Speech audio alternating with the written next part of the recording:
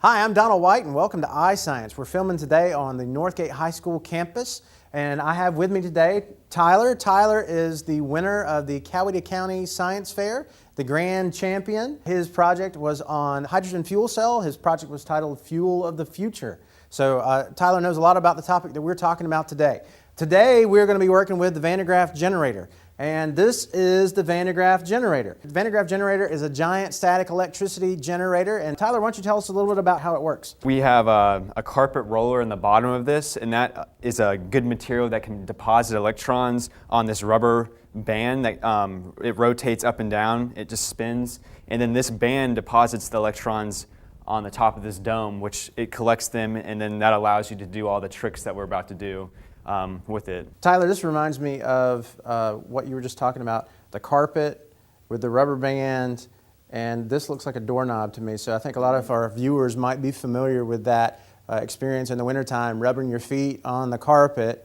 You rub the electrons off of the carpet onto you, and then you carry the electrons with you over to the doorknob, and when you touch the doorknob, you give yourself a shock. So this is the same concept. We're generating static electricity, but we're going to do about 200,000 volts worth of static electricity using this particular Graaff generator. With this particular experiment, there is a slight risk of electric shock. We recommend that you do not try this experiment at home. Not many folks have a Graaff generator at their house.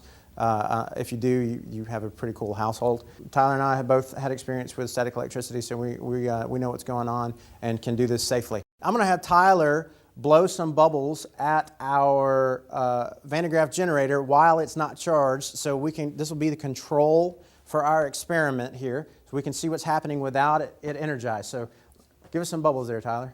And as you can see, the bubbles fly at the orb and don't do anything crazy. They just act like regular old bubbles. So now we'll charge up the dome and we'll see the bubbles should do something different here. You saw that bubble bounced off the dome and headed back towards Tyler. The reason the bubbles are rebounding, being repelled away from the dome, is that the bubbles start out neutral, and as they enter the electric field that surrounds the dome, they become negatively charged. Because they have a negative charge and the dome has a negative charge, they repel each other, because that old adage, likes repel. The bubbles become negatively charged and are repelled by the dome. What I'm demonstrating to you now is the charge building up, just like the charges build up in thunderclouds. What you'll see here is an electric discharge with a snap, just like that. And that snap is actually the air expanding rapidly, which is thunder.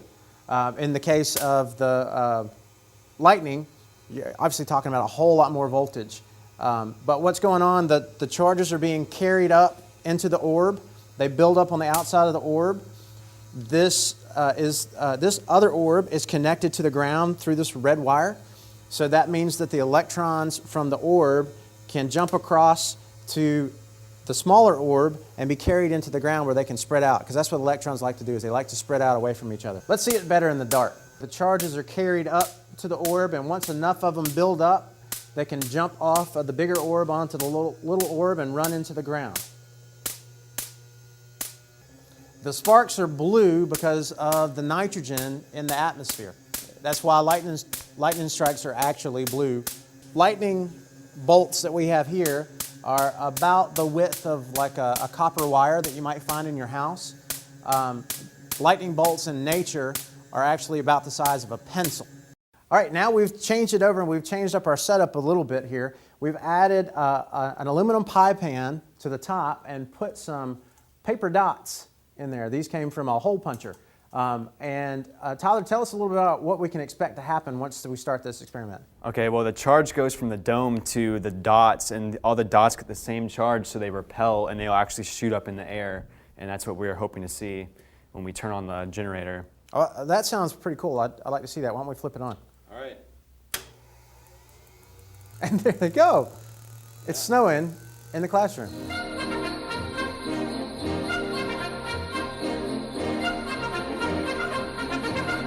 You can see that the dots have flown everywhere, and some of them have actually clung to the walls here. The walls are actually going to be positively charged, just slightly, and the paper dots are negatively charged, so they're going to be attracted to the wall and stick. That's why the adage of opposites attract, that's what they're talking about. The paper is negatively charged, the wall is slightly positively charged, so they stick together. If the walls were negatively charged, they would be repelling these paper dots. Right, Tyler? Yeah. Okay. Well, Tyler, thanks for joining us today. No problem. All right, good luck at the State Science Fair. Thank you. That concludes today's episode of iScience. Stay tuned for more interactive science on CowetaTV.com. The I in iScience stands for interactive. We produce the show with you in mind. So if you have any questions or demonstrations that you'd like to see, please send me an email and I'll get them on the air for you.